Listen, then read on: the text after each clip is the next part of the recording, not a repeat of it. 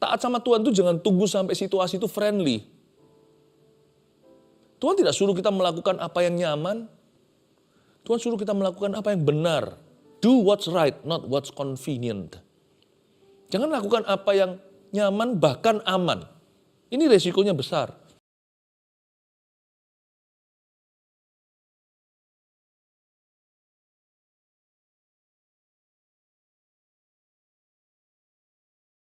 Bersama dengan Tuhan dalam kemenangan. Makasih Tuhan, ajar kami setia. Dan keluarga Saat Teduh Bersama biarkan mengenal-Mu dari dekat ya Tuhan Yesus. Dan biarkan Kau berikan hati yang taat. Sembunyikan hamba-Mu di balik salib-Mu. Sampaikan pengajaran-pengajaran yang akan menguatkan hubungan kami dengan Tuhan. Dan pengajaran-pengajaran yang akan mendatangkan kemenangan. Makasih Tuhan, kami terima berkat-Mu di dalam nama Tuhan Yesus. Haleluya. Amin. Amin. Saya tergerak untuk bicara soal ketaatan. Sebab sebenarnya taat nggak taat atau tidak taat itu sama-sama mutlak. Karena taat juga tidak bisa kebetulan. Taat harus disengaja. Dan ketaatan juga sama. Kita nggak bisa berkata, ups, kilaf. Karena Tuhan tidak akan mengizinkan kita tinggal di area abu-abu. Tuhan pasti memberi kita pilihan. Dan suatu hari nanti, kita pun akan diadili di akhirat. Waktu kita ketemu Tuhan di pengadilan terakhir. Berdasarkan apa? Berdasarkan pilihan yang kita sadari. Karena itu don't worry, jangan khawatir tentang kalau kita nggak sengaja lah kita melanggar firman Tuhan. Fokus aja apa yang sudah kau tahu. Dan belajar untuk bisa mempertanggungjawabkan segala keputusanmu.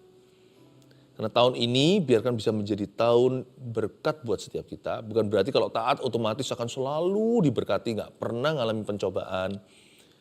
Tidak pernah menghadapi rintangan atau tantangan. Siapa bilang kalau kita taat lalu kita tidak perlu berperang? Peperangan rohani itu akan selalu terjadi di hidup kita setiap hari. Memikul salib juga sama. Kita tidak bisa hindari. Apalagi di zaman seperti ini. Tapi beda loh, orang kalau taat itu mengalami penyertaan Tuhan itu sungguhan. Orang yang gak taat itu, mereka yang menentang Tuhan itu berakhir di tanah atau di bukit-bukit yang gundul. Firman Tuhan sudah peringatkan, itu pasti terjadi. Ayo kita taat pada Tuhan. Sebab ada banyak berkat-berkat yang Tuhan simpan untuk hidup Anda.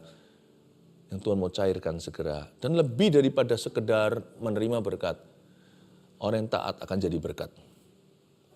Kita lihat suatu cerita di Keluaran pasal 7 ayat 6 sampai 13. Nanti saya bahas. Demikianlah diperbuat Musa dan Harun seperti yang diperintahkan Tuhan kepada mereka. Demikianlah diperbuat mereka. Disuruh apa sih? Disuruh untuk pergi ke Firaun, sampaikan firman Tuhan. Adapun Musa 80 tahun umurnya dan Harun 83 tahun ketika mereka berbicara kepada Firaun. Dan Tuhan berfirman kepada Musa dan Harun, apabila Firaun berkata kepada kamu, tunjukkanlah suatu mujizat, maka haruslah kau katakan kepada Firaun, ambillah tongkatmu dan lemparkanlah itu di depan Firaun, maka tongkat itu akan menjadi ular. Musa dan Harun pergi menghadap Firaun, lalu mereka berbuat seperti yang diperintahkan Tuhan. Harun melemparkan tongkatnya di depan Firaun dan para pegawainya, maka tongkat itu menjadi ular. Kemudian Firaun pun memanggil orang-orang berilmu dan ahli-ahli sihir, dan mereka pun, ahli-ahli Mesir itu membuat yang demikian juga dengan ilmu mantra mereka. Masing-masing mereka melemparkan tongkatnya, dan tongkat-tongkat itu menjadi ular, tetapi tongkat Harun menelan tongkat-tongkat mereka. Tetapi hati Firaun berkeras, sehingga tidak mau mendengarkan mereka keduanya, seperti yang telah difirmankan Tuhan. Siapa saja dalam cerita ini yang harus taat sama Tuhan? Semua. Pertama-tama Musa dan Harun hamba-hambanya. Tapi juga Firaun. Orang Israel maupun orang Mesir. Semua yang hidup, semua yang bernafas harus memuji Tuhan. Taat itu bukanlah sebuah pilihan. Atau suatu opsi maksudnya, bukan sebuah opsi pilihan.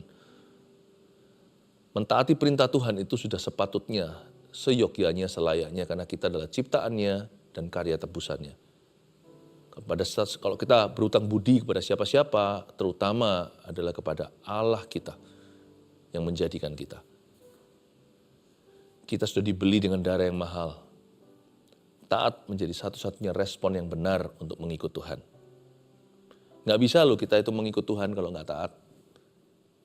Tuhan bisa ampuni kalau kita bertobat, betul. Tapi kalau kita bersikeras untuk terus membangkang dan memberontak terus sama Tuhan, mana bisa hubungan itu langgeng.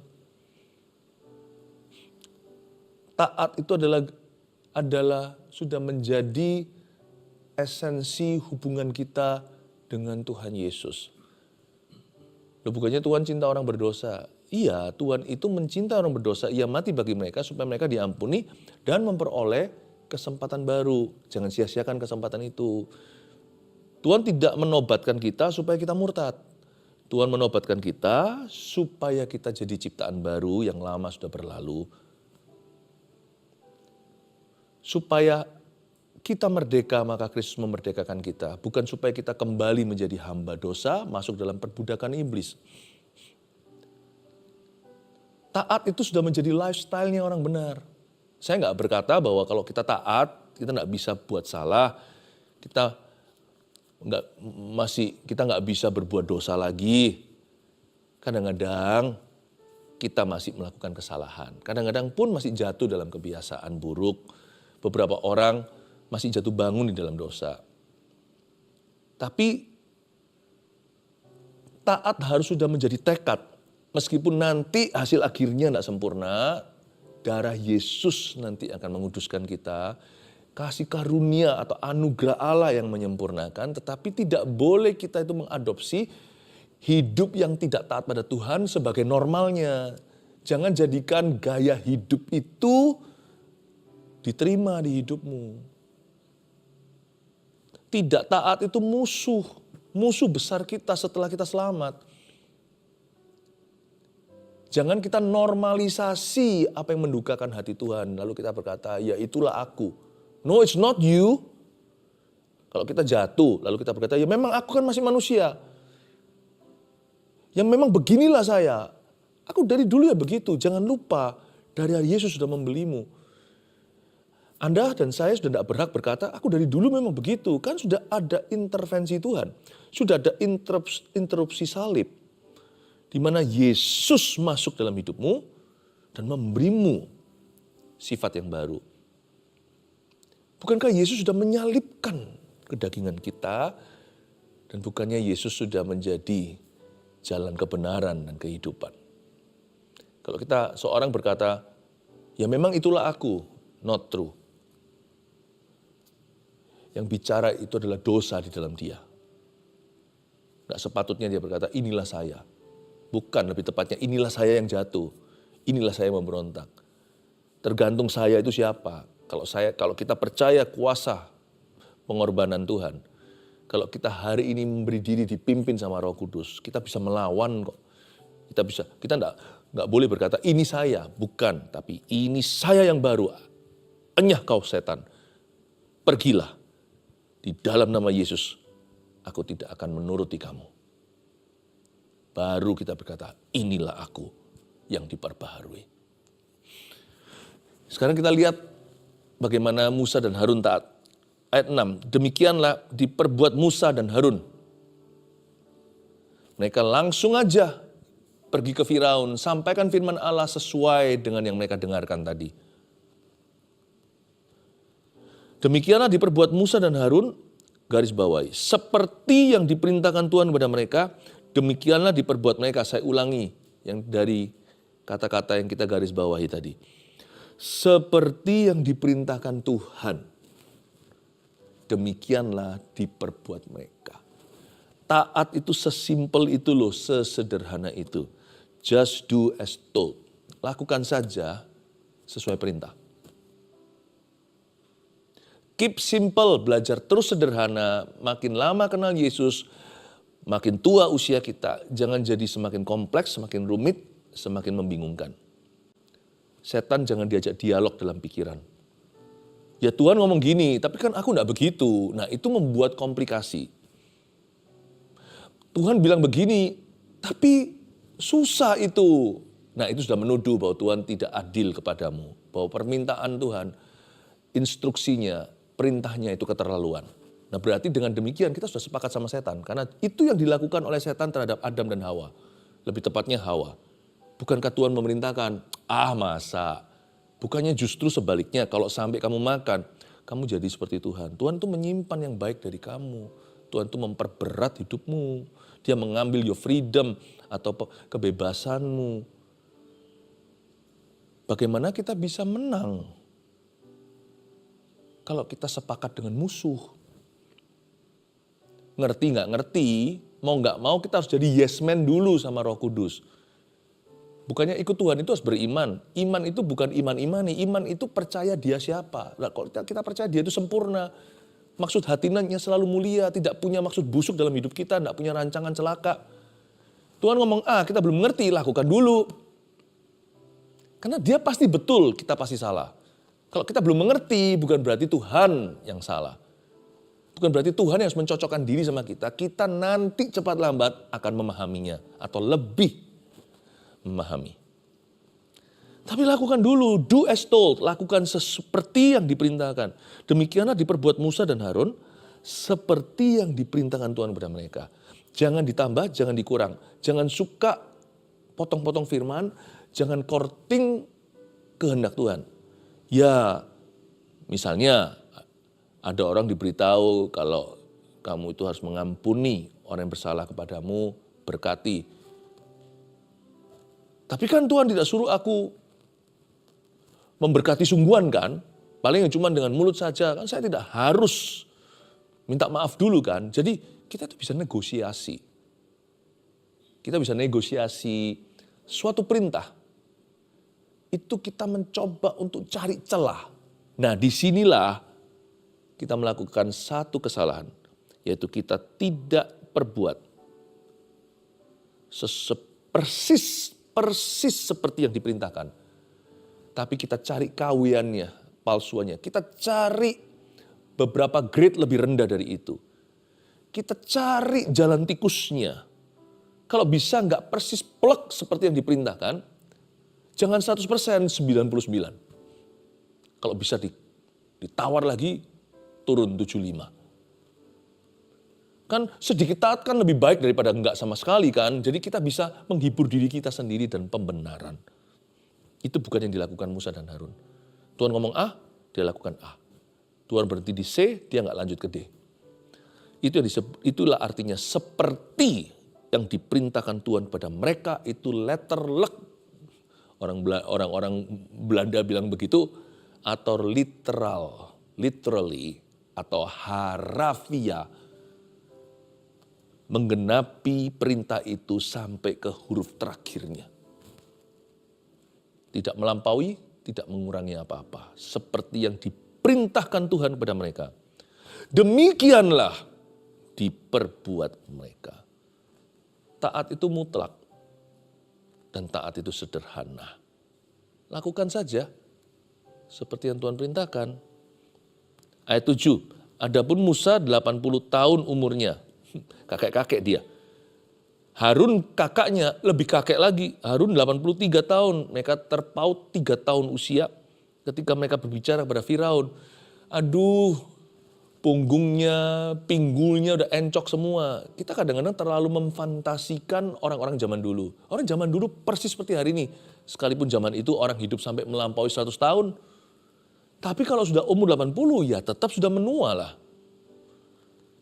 Jadi situasinya nggak kondusif. Belum lagi kesehatan mereka. Fisiknya nggak memungkinkan. Musa itu harus dari Midian, agak jauh, jalan. Lalu sama Harun, lalu ketemu sama Firaun, itu di Mesir itu bawah. Terus-terusin lagi itu kan memang sudah benua Afrika.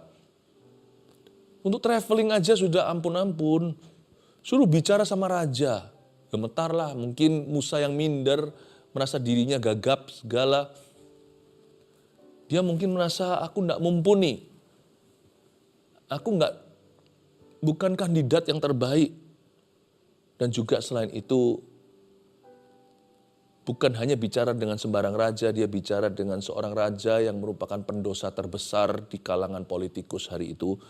Dan di antara superpower atau negara-negara lain tidak ada yang sekeras hati Firaun dan keras kepala seperti dia. Kondusif tidak. Usianya juga tidak mendukung sama sekali.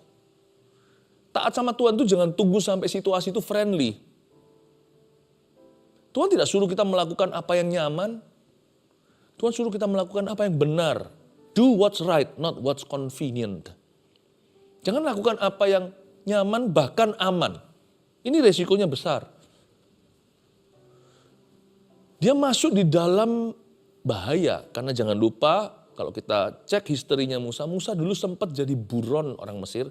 Karena dia tolong orang Yahudi. Dia tolong orang Israel waktu dia muda. 40 tahun kemudian dia kembali. Masih ada lah ya teman-teman yang sebaya sama Musa dulu waktu dia lari, waktu dia masih umur muda-mudi. Masih hidup. Pasti masih ada orang ingat sama dosanya. Musa ini seperti kembali ke masa lalu, tapi bukan sweet memory. Dia harus menghadapi traumanya. Kalau saya mau, kenapa saya jelaskan panjang lebar ini? Saya tunjukkan bahwa Musa punya 1001 alasan untuk tidak taat sama Tuhan. Paling tidak singkatnya, situasi tidak memungkinkan. Keadaan tidak mungkin. Jangan tunggu keadaanmu bersahabat, baru kau taat. Taat sama Tuhan itu mutlak, karena Tuhan itu mutlak untuk ditaati, karena Tuhan itu Allah. Kalau kita taat itu karena Tuhan. Bukan karena apapun juga yang mendukungmu. Kalau Anda punya support, ya sebelum taat, kalau Anda punya semacam dukungan, puji Tuhan. Tapi kalau nggak ada sama sekali, tetaplah taat. Sekalipun seluruh dunia meninggalkan Kristus, Anda harus tetap di tempat. Sekalipun kalau seluruh keluargamu menyembah berhala, Anda satu-satunya orang benar di sana, tetaplah benar. Sekalipun semua anak muda di luar sana itu melakukan dosa-dosa seksual atau dosa-dosa yang lainnya, Anda tetap harus murni. Sekalipun dagingku dan batinku habis lenyap, gunung batuku tetaplah Tuhan. Artinya sekalipun bukan sekeliling Anda, di dalam diri Anda itu semua, every bone, setiap syaraf, setiap nadi, setiap urat, setiap daging, setiap organ Anda itu berseru, aku nggak tahan, aku harus berdosa. Seperti orang yang kecanduan, nggak bisa nggak, aku sudah nggak tahan, nggak kuat, aku nggak bisa lagi menahan. Aku nggak mampu menunggu, biarkan aku jatuh. Maka bacakan ayat itu kepada dirimu sendiri, biar jikalau 1000 orang rebah atau jatuh di sebelah kananku, 10.000 di sebelah kiri, aku tetap akan berdiri. Bukan hanya situasi menghimpit, tapi jikalau di dalam dirimu sendiri, arus itu melawanmu. Bukankah ada ayatnya, roh memang penurut, tapi daging itu lemah. Pikiran kita sudah enggak karuan rasanya mau quit, mau berhenti saja. Kita itu sudah gundah gulana, udah galau, nggak keruan rasanya itu mau doa aja nggak bisa, tetap berdoa. Kayak rasanya di dalam diri kita itu sudah emosi, marah, kecewa, tapi kita memilih untuk tidak kepahitan seperti Yusuf tetap manis. Bukan hanya mengampuni, dia tetap bersandar pada Tuhan. Lord, I am weak, aku lemah, tapi Engkau kuat. Sekalipun duri dalam daging ini membuatku tidak tahan, tapi cukuplah kasih karuniamu. Jangan quit, jangan berhenti, maju terus. Percayakan sisanya pada Tuhan. Sekalipun kita seperti pemazmur katakan, aku dungu seperti hewan, namun aku tetap di dekatmu dan aku tetap ingin di dekat Tuhan. Nggak ngerti, aku tidak paham, tapi aku tahu aku dalam rencanamu. Meskipun aku tidak paham atas semua ini, tapi satu hal ku tahu, ini salah, ini benar, aku pilih yang benar. Udah, waktu kita bingung, jangan bingungkan segala sesuatu.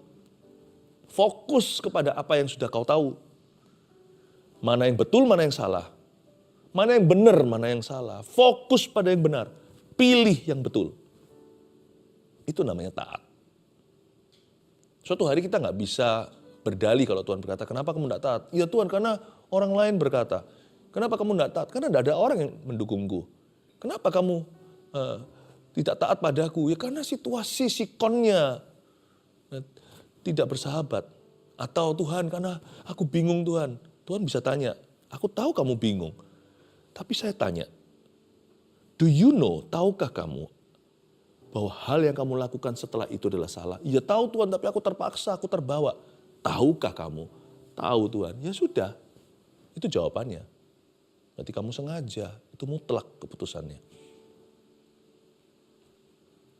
Kamu tahu enggak apa jadi kehendakku? Ya aku tahu, paling tidak aku pernah membacanya dalam Alkitab. Tapi susah Tuhan enggak ngerti sih, enggak pernah jadi aku.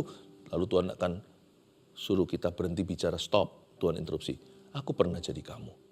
Loh kapan Tuhan? Ketika aku menjadi manusia. Peluhku menjadi darah. Hakikatku sebagai manusia biasa, semua menjerit lewat kancauan. Tapi bukan kehendakku, tapi kehendakmu yang jadi apa-apa. Aku memilih. Langsung kita malu, tertunduk dan kita berkata, baiklah Tuhan, aku tidak bisa punya alasan lagi. Tuhan akan tanya sama kita, kamu tahu kan apa yang menjadi kehendak Allah di dalam situasi itu? Meskipun kamu tidak tahu solusinya apa, jalan keluarnya di mana, nanti ke depan seperti apa, masa depanmu itu nampaknya, masa depanmu kira-kira modelnya apa. Memang banyak hal itu adalah faktor yang tidak ada dalam kendalimu. Tapi apa yang ada di dalam kendalimu itu yang kau ketahui kan sudah jelas. Bahwa kehendakku dalam situasi seperti itu adalah kau jaga kekudusan. Kehendakku adalah kau bersyukur dalam segala keadaan. Kehendakku dalam kondisimu tadi itu adalah tetap percaya. Sekalipun kau belum mengerti. Yang menabur dengan mencucurkan air mata kan berarti dia dalam kondisi terhimpit sekali dan tidak mengerti. Tapi dia tetap menabur apa yang benar dan mencucurkan air mata. Bukankah kamu tahu kan dalam kondisi tersebut apa yang menjadi kehendakku yang mudah untuk ditebak?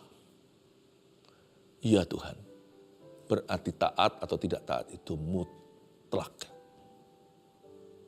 Dan berdasar ini nanti kita suatu hari waktu di pengadilan tertinggi, bukan di dunia ini, kita akan diadili berdasarkan pilihan sadar kita. Saya bacakan lagi ya, Tuhan itu seperti apa dia beracara kepada Firaun, dan ayat 8. Dan Tuhan berfirman kepada Musa dan Harun, apabila Firaun berkata kepada kamu, tunjukkanlah suatu mujizat, maka haruslah kau katakan kepada Harun, ambillah tongkatmu dan lemparkanlah itu ke depan Firaun, maka tongkat itu akan menjadi ular. Maka Musa dan Harun pergi menghadap Firaun, lalu mereka berbuat seperti yang diperintahkan Tuhan. Harun melemparkan tongkatnya di depan Firaun dan para pegawainya, maka tongkat itu menjadi ular. Mungkin kita berkata, tandanya kurang kuat ya Tuhan. Makanya Firaun nggak taat. Kenapa? Karena Firaun, kalau Anda lihat ayat 11, kemudian Firaun pun memanggil orang-orang berilmu dan ahli sihir. Dan mereka pun, ahli-ahli Mesir itu membuat yang demikian juga dengan ilmu mantra mereka. Karena Firaun juga bisa melakukan yang sama lewat dukun-dukunnya, dukun-dukun orang Mesir. Saya kasih tunjuk sesuatu yang mungkin Anda belum tahu. Ayat 9 berkata, maka tongkat itu akan menjadi ular. Kata ular di sini beda dengan kata ular di pasal 4, tidak usah dibuka.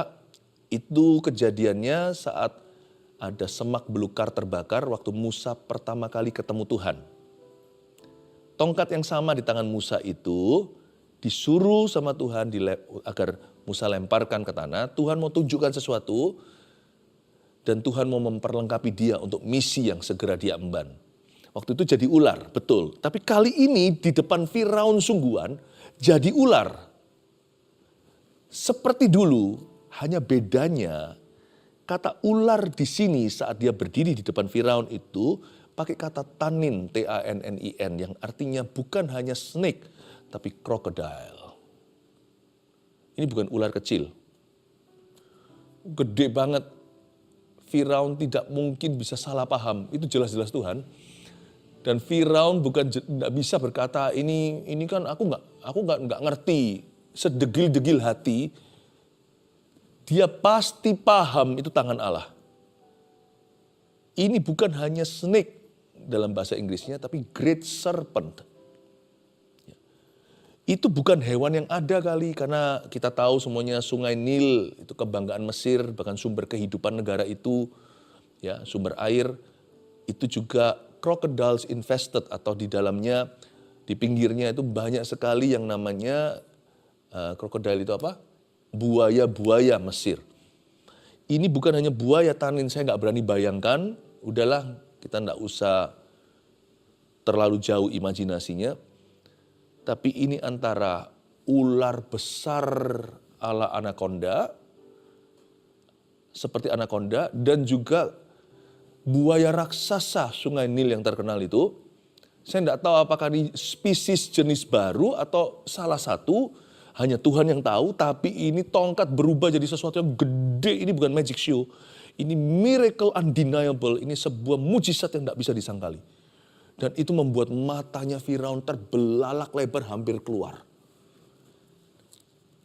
Firaun pun mencoba lakukan yang sama, dan mereka pun, ahli-ahli Mesir itu membuat snake-snake yang cupu atau membuat ular-ular yang tidak sebanding. Sehingga akhirnya tongkat Harun ayat 12 menelan tongkat-tongkat mereka. Saya mau ngomong apa sih? Intinya apa? Sebelum seseorang gak taat dan akhirnya binasa seperti Firaun yang mengeraskan hati, Tuhan so pasti akan memberi orang-orang seperti itu tanda yang cukup dan yang tidak tersangkali. Sehingga ketika seseorang itu salah, Tuhan tidak salah dalam keputusan orang itu. Tuhan itu tidak bisa lebih jelas lagi. Nggak mungkin Tuhan menampakkan diri langsung pada Firaun, dia bisa mati. Tuhan masih mau memberi dia kesempatan untuk bertobat, supaya dia berbalik arah itu fair-fairan. Supaya dari hati yang diinsyafkan. Bukan karena terpaksa lututnya dipaksa berlutut oleh malaikat. Tapi Tuhan kasih dia lihat tongkat Harun itu berubah menjadi sesuatu yang dia tidak pernah lihat. Dan malahan menelan tongkat-tongkat dukun-dukun Mesir itu. Dari sini saya juga pelajari sesuatu ya, bahwa kuasa gelap itu sungguhan ada ya, hati-hati ya. Setan itu beneran punya kuasa, tapi kuasanya tunduk sama Tuhan. Kuasanya kalah. Semua kuasa roh jahat itu tidak bisa melawan kuasa roh Allah. Tapi dari situ kita tahu ya, bahwa setan itu tidak pernah jadi bagian dari solusi, tapi selalu bagian dari problema. Kalau mereka memang benar-benar berkuasa ya, benar-benar punya power ya. Harusnya tongkat Musa itu tadi balikin jadi, yang sudah jadi ular tanin tadi itu, balikin jadi tongkat. Supaya Firaun jangan takut. Mereka malah cipta ular. Setan memang tidak bisa cipta yang baik. Setan memang tidak bisa mencipta. Setan hanya bisa mengikuti. Dia hanya bisa meniru. Nanti ya, saya kasih bocoran, waktu Musa nanti pukul Nil itu jadi darah, sampai, bukan hanya sampai sungai, tapi sampai di bathtub mereka, sampai di bak mandi mereka, sampai di bak-bak gentong-gentong mereka, di panci mereka, semua itu jadi, semua air pokoknya jadi darah. Itu kan gak bisa mandi, gak bisa minum, dan itu bau sekali. Banyak ikan mati. Dukun-dukun yang sama ini, ahli-ahli mantra mereka, meniru itu dan jadikan beberapa air sisa itu jadi darah. Kalau setan itu bisa memberimu dengan kuasanya itu bisa solve your problem, bisa menyelesaikan masalahmu, harusnya dia ubah kembali tuh darah menjadi air. Setan memang tidak pernah jadi bagian solusi, tidak akan bisa dia. Kuasanya itu selalu destruktif, hanya untuk menghancurkan, untuk memperkeruh, untuk membuat semakin runyam. Kalaupun dia seolah-olah bisa menanggulangi penyakit seseorang lewat kuasa gaib, segalanya itu harus memindahkan atau kalau enggak diturunkan ke keturunannya. Itu pasti ada tumbalnya. Hanya kuasa Tuhanlah yang diberikan secara anugerah dan cuma-cuma. Dan kuasa Tuhanlah yang sanggup menolong kita, menyembuhkan, memulihkan, mengangkat seseorang. Tuhan memberi dia cukup tanda, tapi lihat ayat 13. Bukannya dia bertobat, tapi hati Firaun semakin keras. Sehingga tidak mau mendengarkan mereka keduanya, seperti yang telah difirmankan Tuhan. Jadi taat atau tidak taat itu sama-sama mutlaknya. Mari kita lihat poin pertama. Taat itu sederhana, yaitu lakukan saja seperti yang diperintahkan. Tanam di hatimu hari ini. Kalau mau taat sama Tuhan itu yang niat. Kalau mau taat sama Tuhan itu jangan tawar-menawar. 2, tidak ada tahun, maksudnya usia, atau tahun ini, tahun depan. Tidak ada tahun ataupun keadaan yang kondusif untuk taat. Jadi kalau tahun ini kita nggak bisa taat, tahun depan juga semakin susah. Jangan berkata besok aku akan taat. Bulan depan. Nggak ada tahun, nggak ada waktu, nggak ada hari yang lebih friendly untuk kita taat pada Tuhan Yesus. Mau taat itu kapan? Hari ini ketika Tuhan berfirman, jangan keraskan hatimu seperti di Mara dan Meriba. Jangan menguji Tuhan. 3, tidak taat itu pilihan mutlak hati. Sebab, ini dia alasannya, Tuhan sudah beri tanda. Hanya kita abaikan aja, bukan berarti tidak ada tanda-tanda itu dari Tuhan. Kalau kita mau sungguh-sungguh renungkan, sebelum kita jatuh, sebelum kita tidak taat, atau sebelum seseorang memberontak, itu sudah ada tanda-tanda sekelilingnya dan di dalam dirinya. Seperti tanin tadi itu, seperti krokodil Nil, buaya Nil, seperti great serpent, anaconda besar itu, Tuhan punya tanda, tak mungkin bisa terabaikan lewat begitu saja. Dibutuhkan hati super keras, super degil seperti Firaun untuk bisa mengabaikan tanda segede itu di depan mata. Sebesar itu. Makanya itu hati keras itu bahaya, sebentar lagi mata rohaninya buta. Makanya kenapa orang sombong sebagai pangkal, kenapa kesombongan hati, keangkuhan itu pangkal kejatuhan? Karena orang sombong, balok besar di depannya pun tidak akan kelihatan karena dia wajahnya menengadah ke langit dan menantang. Ketika kita hidungnya terangkat, matanya tidak lihat. Sebenarnya Tuhan sudah kasih tanda, cuman kita tidak mau mempertimbangkannya. Karena itu pada akhirnya, kalau kita jatuh, kalau kita sakit karenanya, kalau kita menderita yang tidak perlu, padahal itu bukan salib, tapi itu kesalahan kita. Tidak taat itu adalah pilihan mutlak hati kita. Sebab Tuhan pasti akan, dan jangan-jangan Tuhan sudah beri banyak tanda kepada Anda dan saya. Maukah kita mendengar suara Tuhan hari ini? Apa yang saya sampaikan hari ini bisa menyelamatkanmu dari berbagai macam pesakitan yang tidak perlu dalam kehidupanmu. Biar Tuhan semakin memberkati hidup kita dengan hal-hal yang baik. Dan biarkan hidup kita sungguh-sungguh menjadi berkat buat sesama kita. Karena Tuhan tidak akan pernah mengabaikan ketaatan anak-anaknya. Haleluya. Terimalah roh yang taat dari firman ini dan dari Roh Kudus secara langsung. Biarkan dicurahkan dalam hatimu kasih karunia Allah menyertai rohmu. Berkat Allah Bapa, Allah Putra, Allah Roh Kudus, segala kasih karunia untukmu. Dalam nama Yesus, amin.